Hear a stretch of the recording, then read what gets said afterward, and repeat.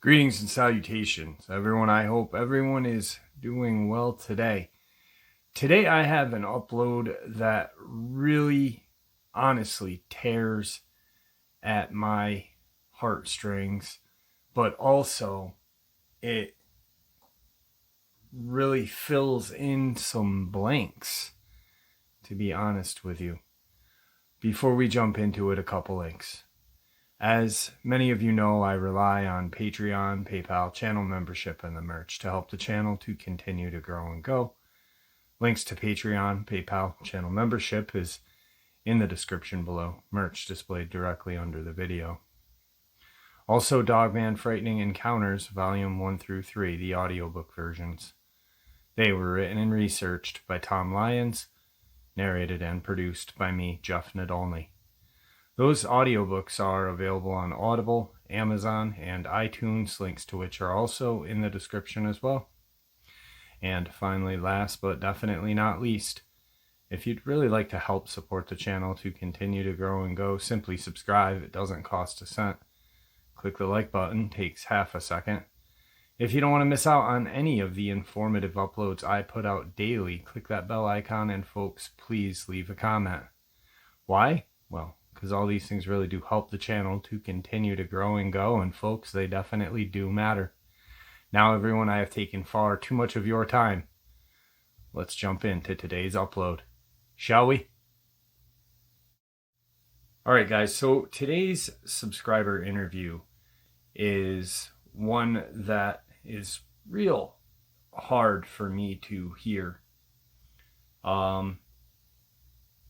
Saturday early afternoon, my mom and I made the decision, along with a hospital social worker, to put my dad in palliative care.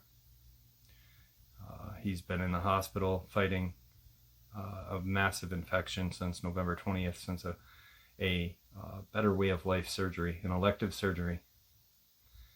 Guy was fine one day, and now he's dying. So last night, sitting in my studio, couldn't really do much.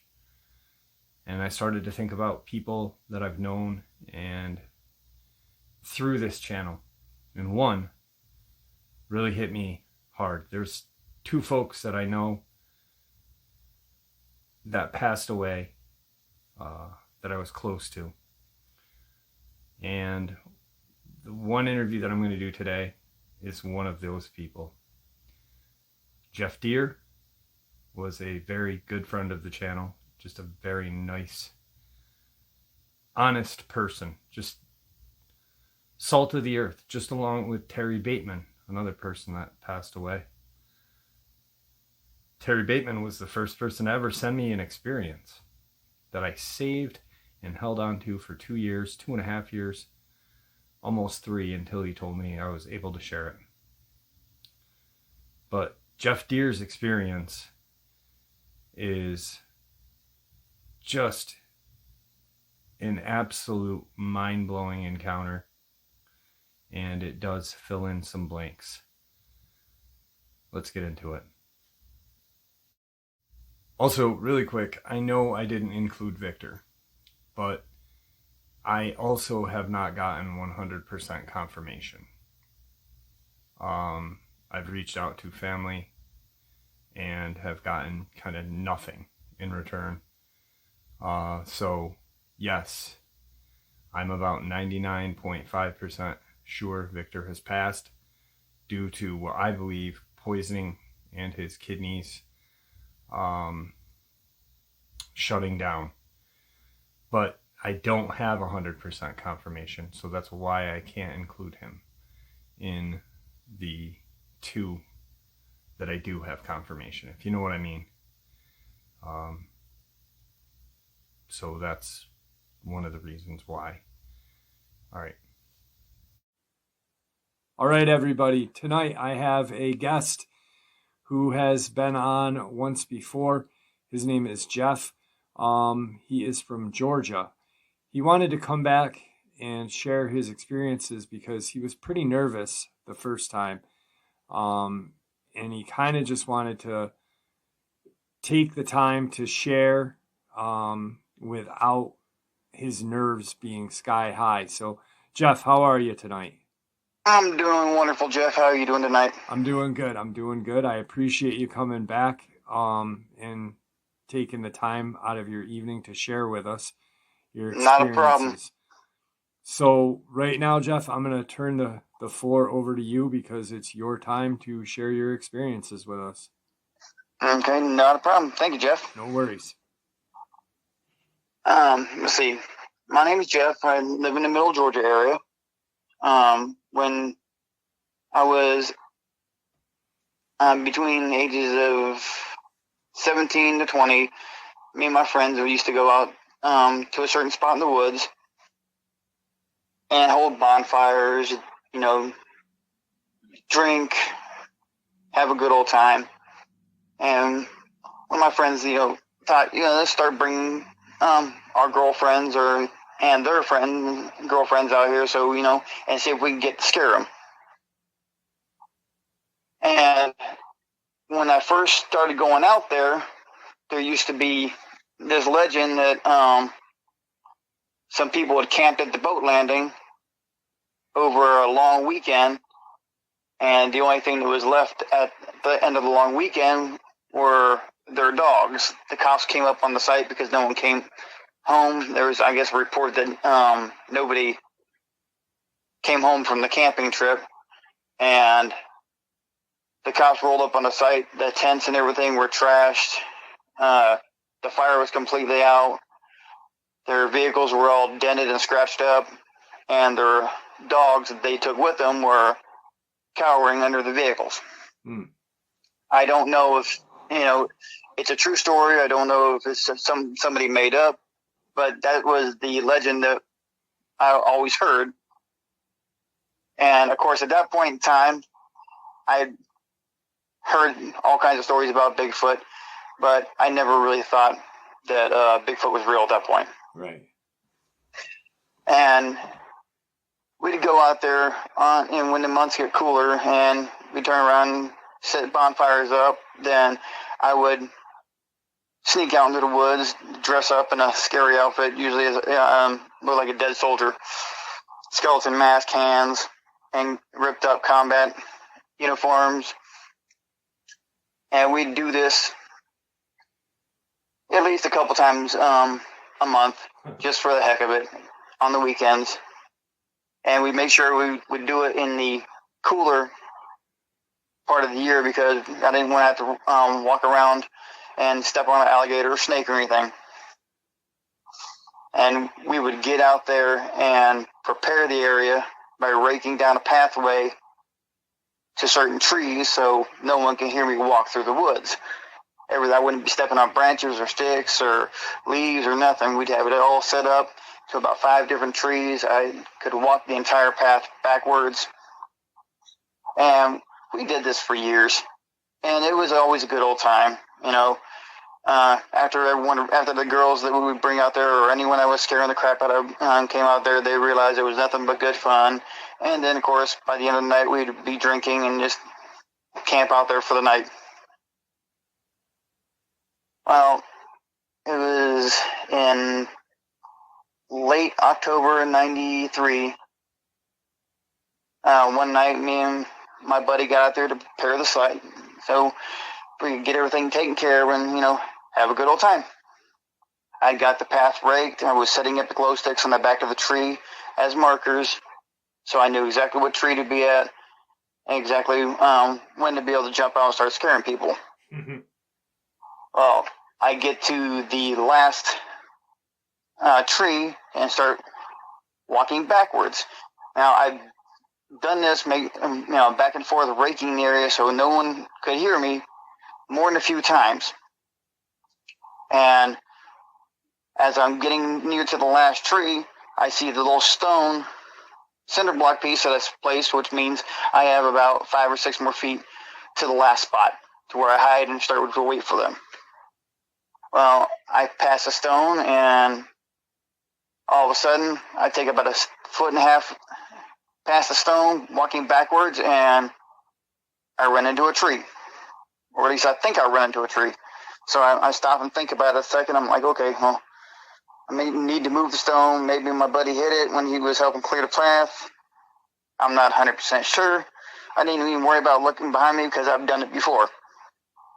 So I go back to the tree that I'm looking at with the glow stick on the back of it, and I start counting the steps back again, and again I bump into a tree. And I'm kind of curious because I know that I've at least got about anywhere from 3.5 to 4.5 more steps to go before I get to my hiding spot. And about that time is when I realized that there can't be a tree there. There's a possibility that I may have backed in a black bear, or I don't know what 100% sure I backed into. So I kind of look up and get a good shot when we're looking behind me, and I've got this thing staring straight down at me. And my first thought running through my head was, we've been doing this for a while, and I've always been the one that's scaring people, and I'm looking at something that looks like someone's in a really big gorilla suit. And I'm not 100% sure, and of course in the back of my mind I'm thinking, every horror movie statistic, and then I'm going, wait a second, someone's finally got me. Someone finally figured, they know what was going on tonight. They got out here. They're going to scare the crap out of me for the first time. Yeah, like the trick works both ways. Yeah. So, I'm calming myself down. I look back straight up at the thing, and I'm still not facing it. And this thing's looking down at me, and I go to pull off my mask. You're still in the skeleton-like mask, yeah. And this thing, literally, every time I think about it, it gives me shivers. This thing looks at me like, when I start pulling the mask off, like, ugh, what are you doing? It even makes the face like, ugh.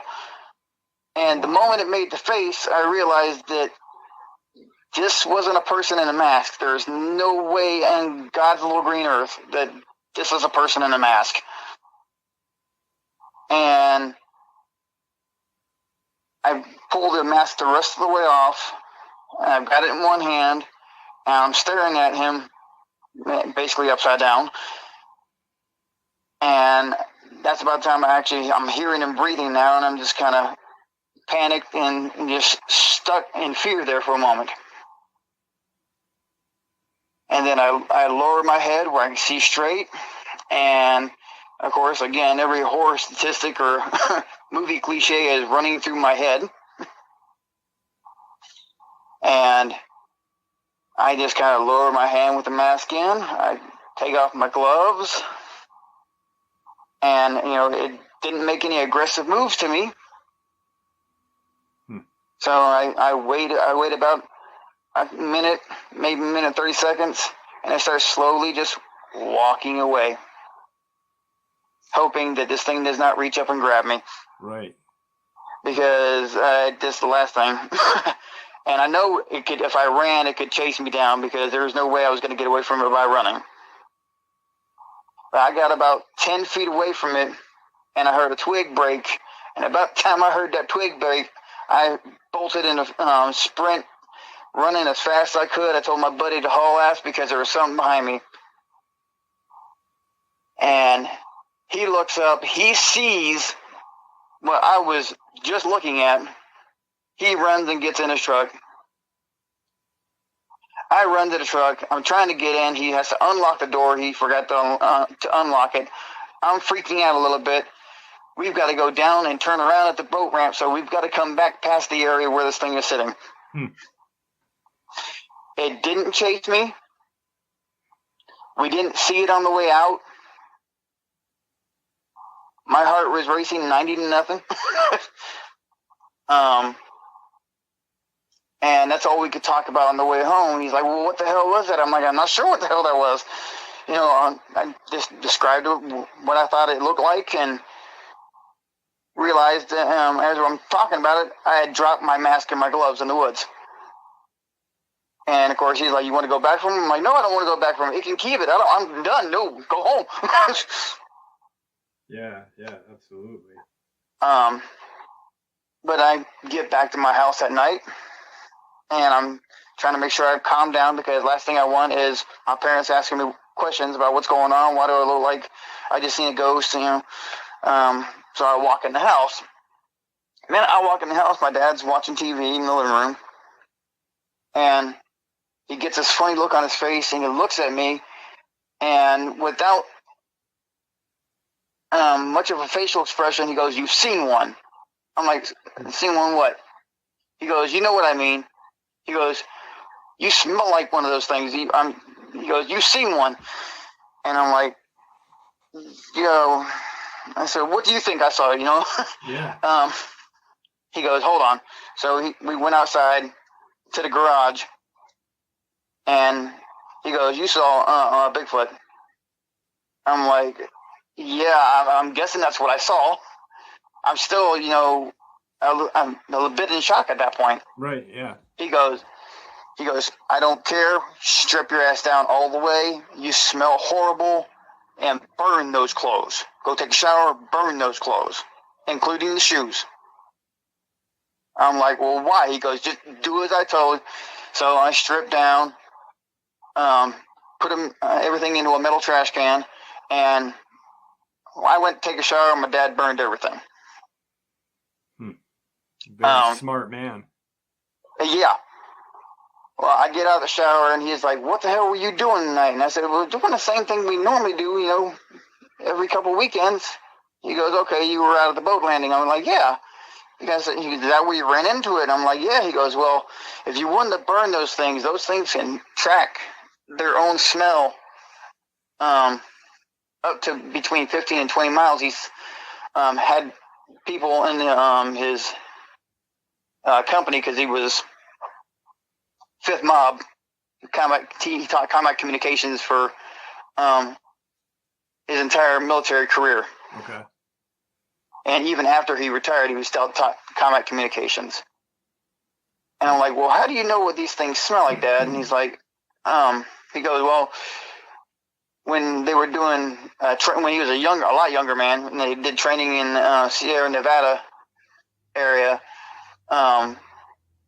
their squad ran into these things. He never personally saw them, but flashes, but he said the smell is just unforgettable." Right. And he said he had a gentleman in the unit with him that lay down in an area where it looked like deer had been bedding. And when they got done with what they were doing that night, they all went back to the barracks, and this thing tracked them from where the bedding area was back to the barracks. He said it did nothing but throw rocks and stuff at the windows and the side of the place all night. It would smack it. They heard god-awful horrible yelling. It didn't sound natural to them. Right. He goes, "That's how he knows." Now, And when you came home, did you tell your dad that you backed into it? Not at first, but he did ask me to go through the entire story. Okay. And when I told him I backed into it, he, the first thing out of his mouth was, "You lucky damn thing didn't just grab you and rip you in half." Yeah. And then he asked me if I was in the full get up, and I said, "Yeah." And I said, "Then when I took the mask off, the thing looked at me like, 'What the hell are you doing?'" Yeah, that's crazy. And it actually made the face like, "What is this? What is he doing? Yeah. What is this thing doing?"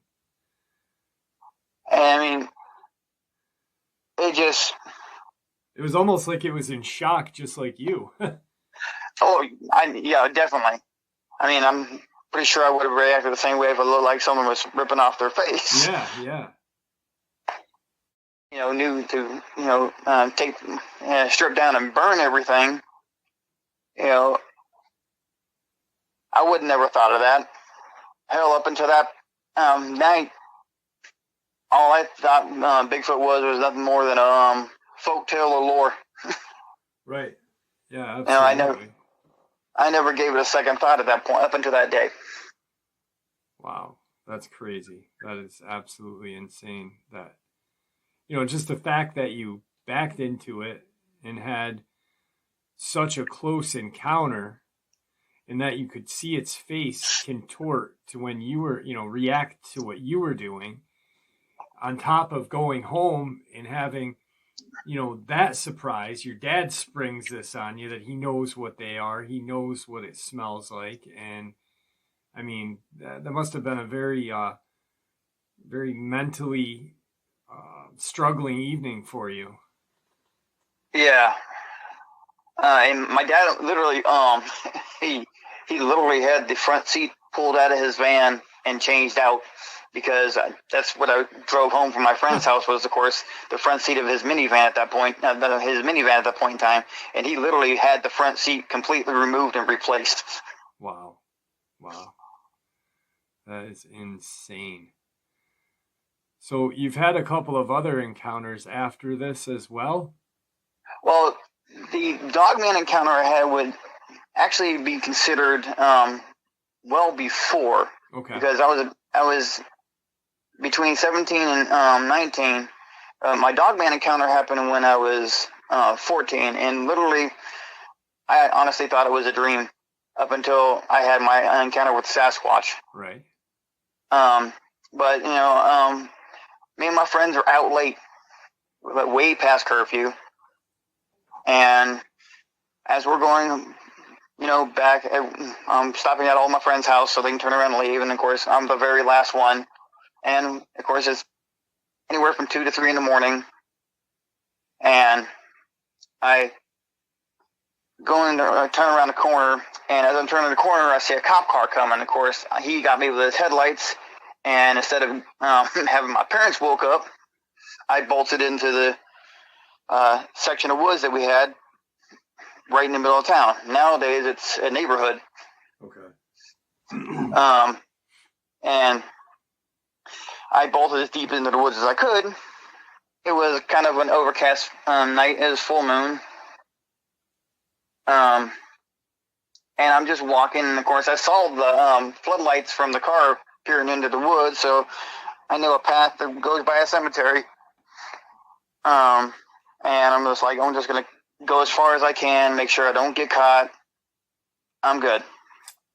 And of course, as I'm walking in these woods, I can hear something walking behind me.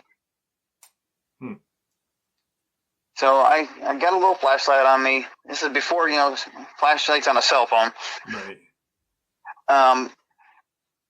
I'm looking around. I can't see anything.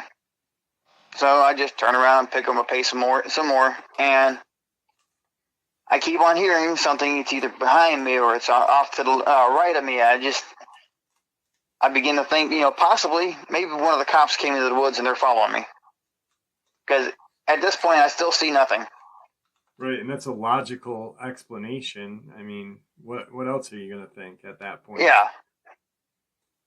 But I come to an area where there's a section of trees that just opened up on the inside of the woods, and you can see the moon coming out from under the clouds. And I'm just like, okay, well, I get a bit of moonlight. And I hear something behind me still. And I manage to look behind me and take a look, and I get this silhouette, what looks like it's just a really big dog. And at that point in time, my neighborhood, we had 3 stray German Shepherds that people just abandoned. Very sweet dogs, but you couldn't, they're always out there one way or the other. Right. So I figured, okay, that's got to be one of those German Shepherds. And I'm walking down. I see the second entrance to be able to get out of the woods.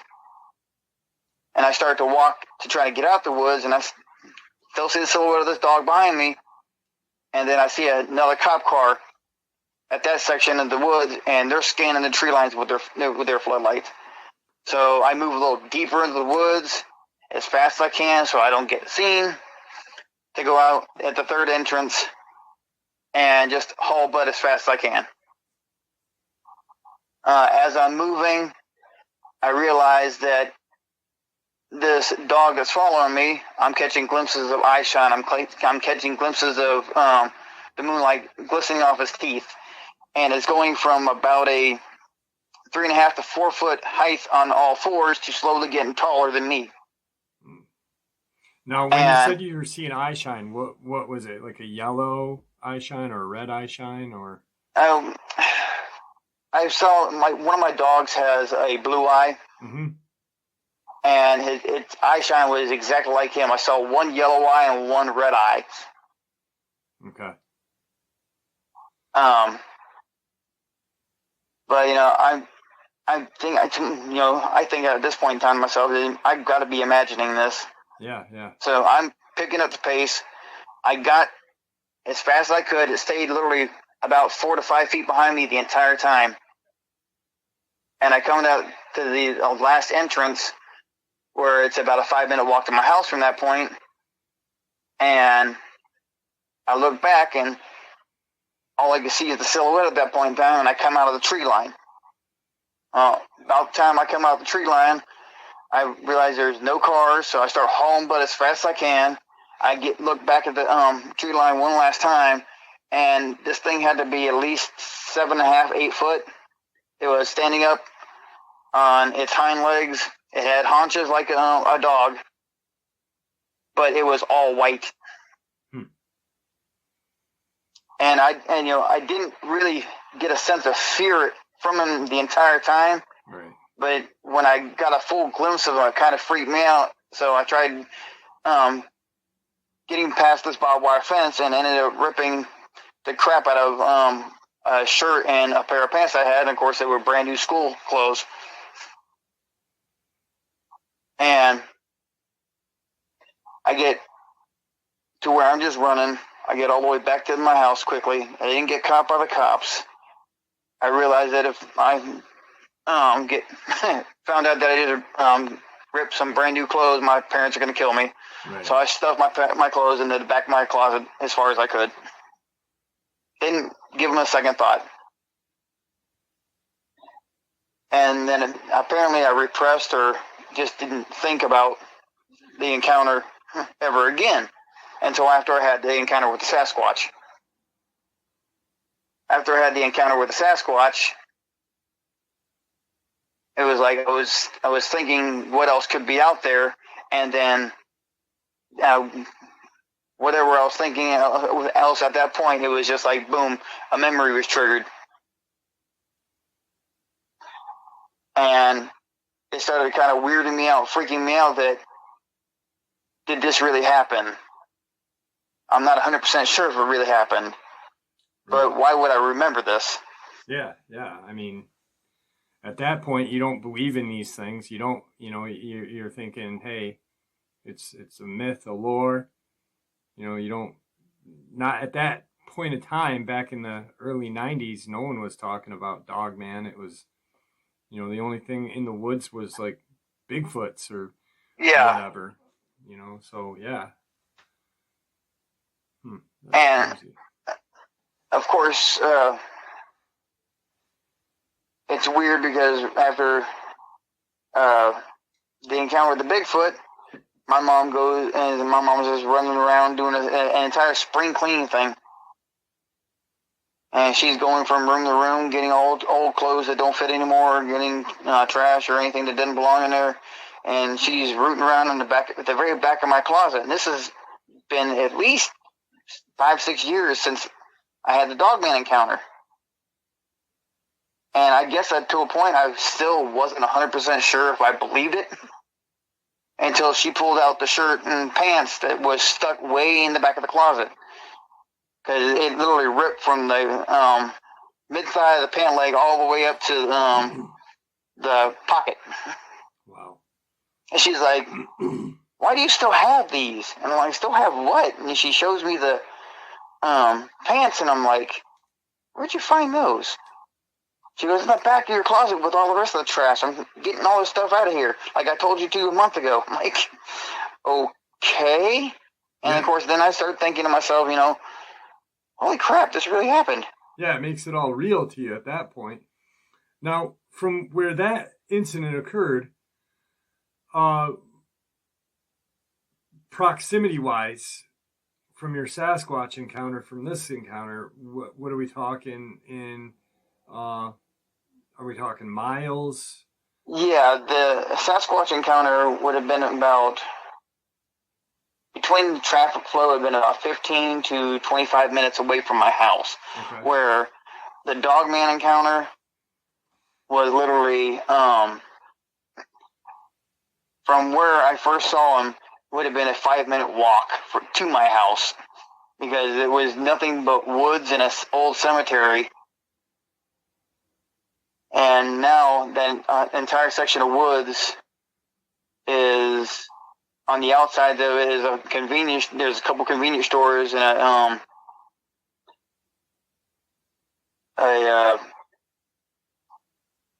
can't remember the name of the thing. Kind of like an animal shelter, and then the rest of it has been turned into houses. It's weird to be able to go out that area and find out that there's nothing. There's houses there now. Mm. Yeah, the growth of it happens to me all the time, just going in my area. Yeah. So, I mean, that's pretty insane that it just right after you have your Sasquatch encounter, you then put things together that, holy cow, there's something else out there besides what I saw this night and my dad made me burn my clothes. Yeah. That's definitely... And good. No, I was just going to say that definitely wakes you up and kind of makes you question everything at that point. Oh, yeah. And it's weird that, I would repress something like the Dogman thing, because, I don't know, it was an entirely different vibe compared to seeing that than compared to seeing the Sasquatch, but, I didn't back into the Dogman. Yeah, good thing. All it did was follow me. That's terrifying. Now, I know you've got, this is not the same area that you were talking to me prior to, that you'd just seen something just recently. No. I do part-time work in food service. Okay. I deliver food. Back in 2020, in October, I saw, on the way back from a delivery, I'm pulling up to a road and I'm on the outskirts of town. And as I'm pulling up, I'm at the stop sign, I look, and there's a field. Right next to the field, there's a little grove of trees. And on the outskirts of this town where I'm at, there's a neighborhood with about 30 to 40 houses that I'm just coming out of. I'm sitting at a stop sign, I look up, and I see poking out of the tall grass what looks like a really big German Shepherd head. And I'm looking eye to eye with it, eye level, and I'm sitting in a truck. And we're just kind of staring each other down, and I'm really not 100% sure what I'm looking at to a point. Is I'm like, okay, well, this has got to be a dog. It's got to be standing on something. And then I'm realizing that it's can't be standing on something because it's too, and unless there's a hill or a little mound or something there, he's looking me dead in my eyes at eye level. Wow. And if it wasn't really for the fact that I started getting creeped out, I know a car was coming. I just kind of slowly pulled out and then hauled ass as fast as I could. Right. Yeah. The next day, I came back to the area during the day about noon just to see if I could see exactly maybe how tall, if I could get a jutting of how big this thing was. And it literally when you go off the roadside, it literally drops down anywhere from 1/2 foot to 1.5 feet down. Okay. So even if it was on all fours, it's still huge. Or if it's standing in a lower section, it's obviously huge because it's seeing you eye to eye while you're in a truck. Yeah. Huh. And yeah, I'm like, holy crap, this thing was big. And of course, I didn't see it again until last month. Okay. And I'm coming back from a delivery, heading back to my store, and I see the damn thing again, except I can literally see half of its body because the tall grass had been cut recently all the way down, but it was still sitting in the little grove of trees. And I don't know if it was the same one. It looked like it could have been the same one. Right.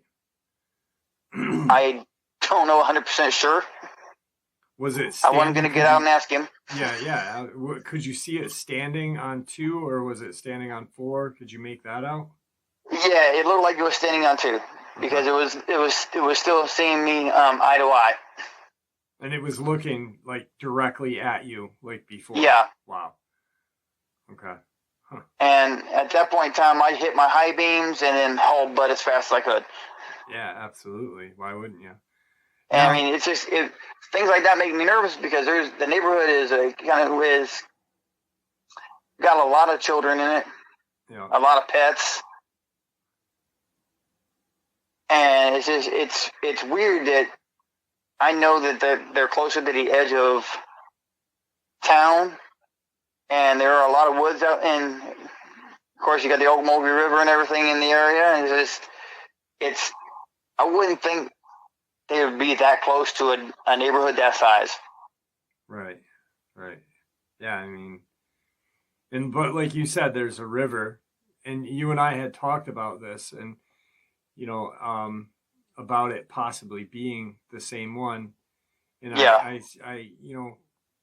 they are nomadic, but it's in a field. There's obviously some sort of shelter for it to be around. There's water. There's wildlife for it to hunt. So maybe it is the same one and it's comfortable where it's at, which is scary. Like you said, there's kids, pets, families, and knowing what knowing what you've seen, it definitely must be kind of struggling in your head, like what the heck, should I tell somebody? And I'd feel the same way. Now you said this is on the outskirts of your town, so is this going close to where you had your Sasquatch encounter or no? Yes, this would actually be from that point. It would probably be maybe about a 10-minute drive to where I had the Sasquatch encounter. Okay. Huh. Yeah, I mean, it's definitely, it possibly could, like I said, it may very well be the same one. Because it's unless it's like a traveling pathway or an area for it to run through. But it's really strange that you'd see this almost the same one looking at you in the same area. So to me, and I'm not an expert in any shape or form, but to me, it seems like it probably may be the same one, and it's just comfortable where it's at. It's got what it needs, and it's not harming anybody yet. Hopefully not. Yeah. But yeah, it's definitely a conflict, and I can see where you're coming from with the families and stuff. It's terrifying. So, and it's crazy too because it's not very far from either or encounters, I'm guessing. So probably, what if it's 10 minutes both ways from your Dogman encounter to your Bigfoot encounter, right? Yeah, it's 10 minutes away from where I had the encounter with the Bigfoot, which would make it about a 15-minute drive to where I'm living now. Right. Now, are there woods? Because where you said you saw the first one, there's houses and stuff that are, stores and stuff. Yeah. Is the cemetery still there? The cemetery is still there, yes. Okay, good. It's been expanded, and it's a pretty big cemetery now. All right. Now, are there woods around that? Is there any? Because just a thought, but I'm wondering if maybe this thing that saw you in the very beginning, maybe it's the same one from back in the day, and it's just staying in this area. Would there be a way of that, if it was the same one, to travel? No, I don't think it would be the same one, because now you've got Walmart, Lowe's, Home Depot, and everything that's all around, and houses around the cemetery now. No, but prior to that, was there woods all throughout that area? At one point, there was a good portion of woods that was there, but that was still put. Even that section of woods that was there,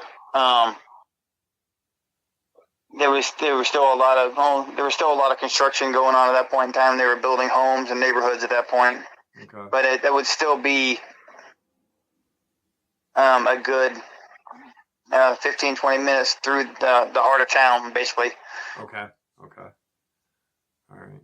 Well, I mean, it's not, just thinking maybe it got pushed out and, that's where it ended up.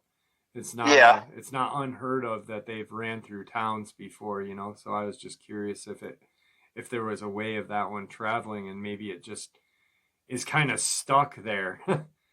But yeah, that's crazy. The whole thing that you had that encounter in the very beginning and you thought it was a dream, repressed memory, and then the Sasquatch one wakes you up, and then you realize, holy crap, I've got these clothes. That really did happen.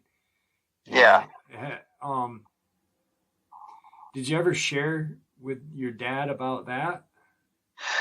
Yes, he knew about the Dogman encounter and the original Dogman encounter. What was his take on that? He asked me, are you sure it was, it looked like a werewolf? I'm like, well, yeah, it had the snout, Dad, and then he was literally, I'm not sure if he was, because he looked like he was thinking about it when I talked to him about the Dogman encounter. Right. But he was kind of gave that, something, skeptical a little bit. Yeah. After I first told him about it, and then about a week later, after telling him about it, he was talking to a student of his, and the student said that they'd seen these things on the outside of the fencing near the base, okay. On the back part of the base, near the back part of the base where the guy would go running, and he'd seen these things early in the morning on the opposite side of the fence. And he described it to my dad, and of course, the minute he described it to my dad's like, "This is exactly what my son said he saw." Right. Yeah. So, that probably blew him away, too, knowing, wow, there are these things out there as well. Huh. Now, the base that you mentioned, is that close to you then or now? Yes and yes. It's literally about 5-10 minutes down the road. Okay. That's insane. Well, we know for a fact that all states have these creatures, and the state of Georgia, as well as a lot of the southern states, have woods, warmer weather, all throughout the year.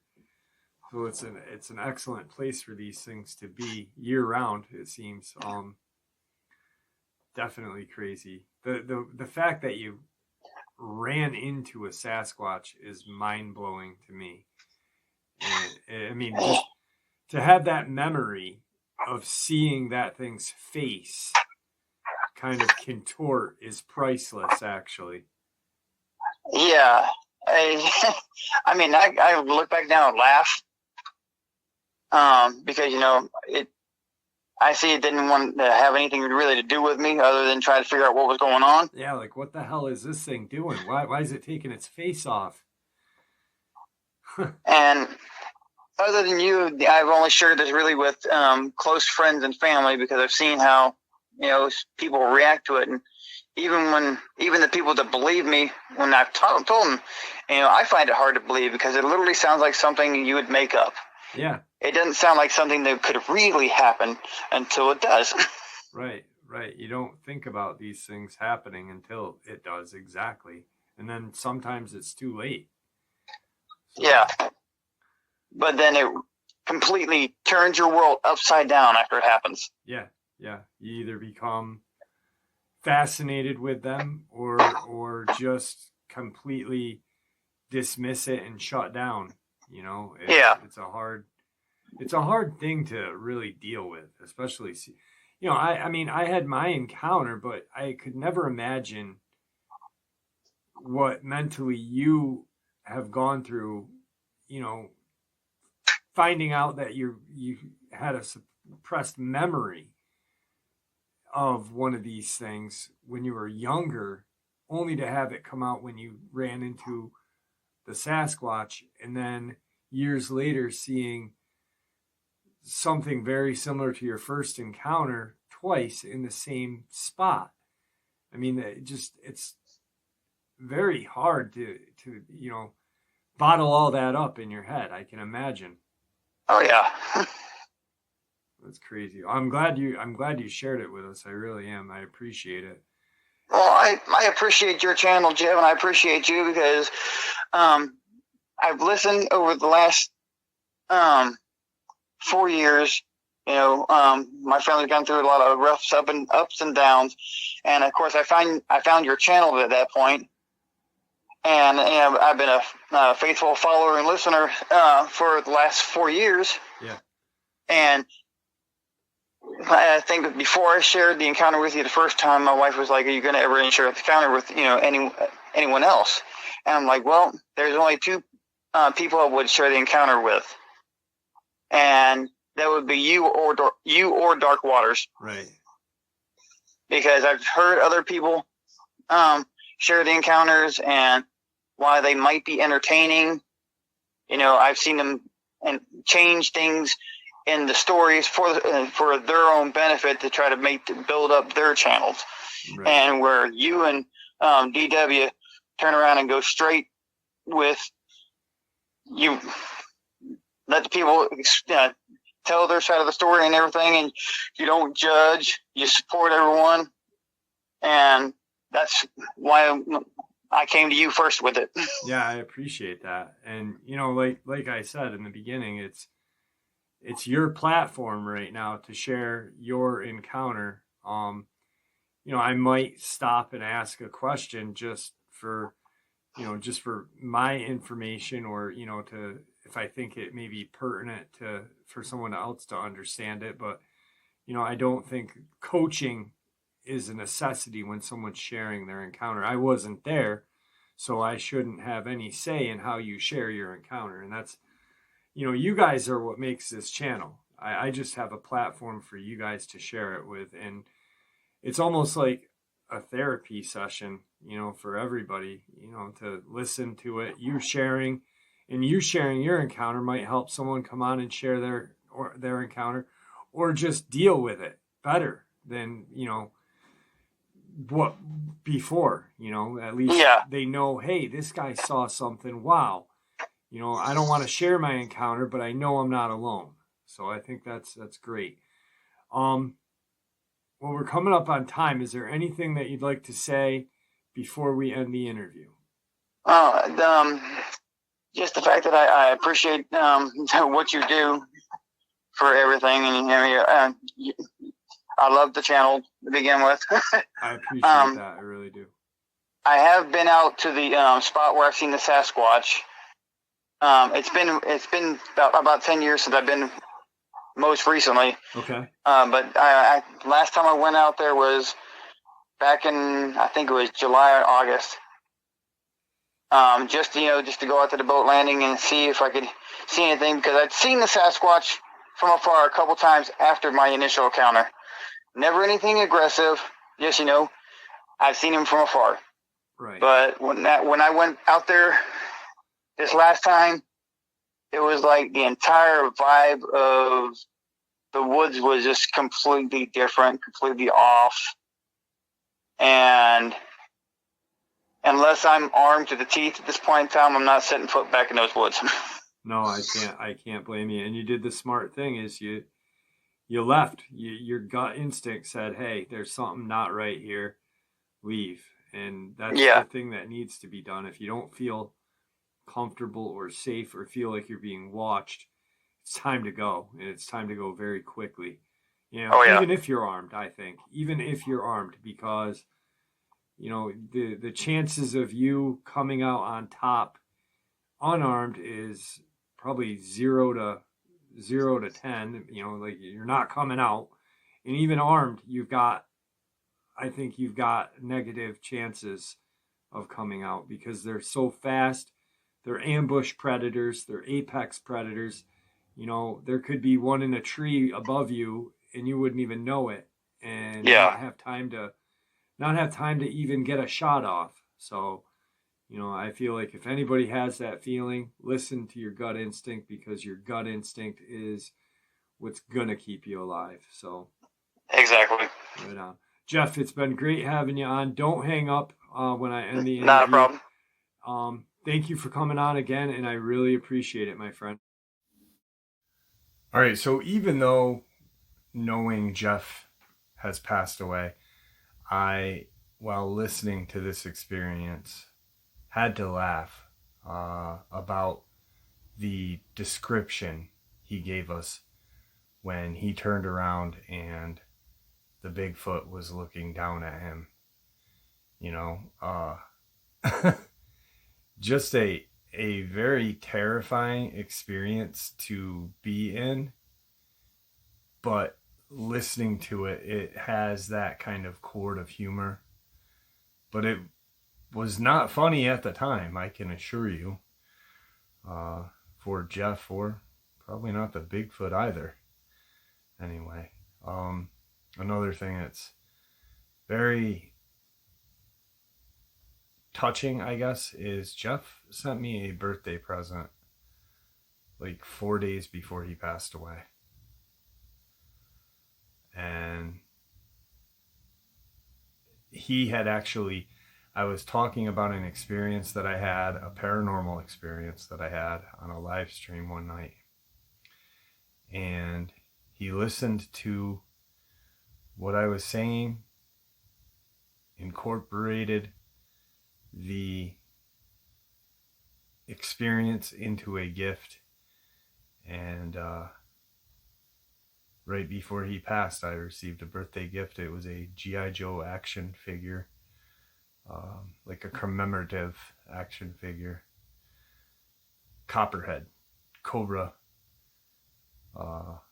water moccasin driver, which was a boat. One of my favorite G.I. Joe toys of all time.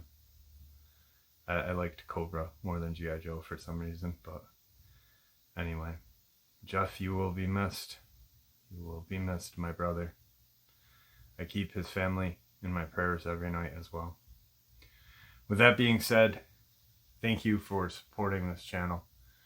Your support is honestly what makes this channel continue to grow and go, and what makes it a place for people like Jeff to want to come on and share his experiences, his theories and ideas without judgment or ridicule, treated with respect, the respect that people deserve. Please, everyone, stay safe, happy, healthy, and ever vigilant, keeping an eye on our children, our pets, our family, and friends.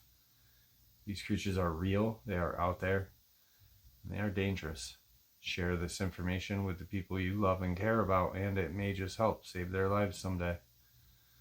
Until next time, never stop asking questions, never stop searching for the truth, and God bless.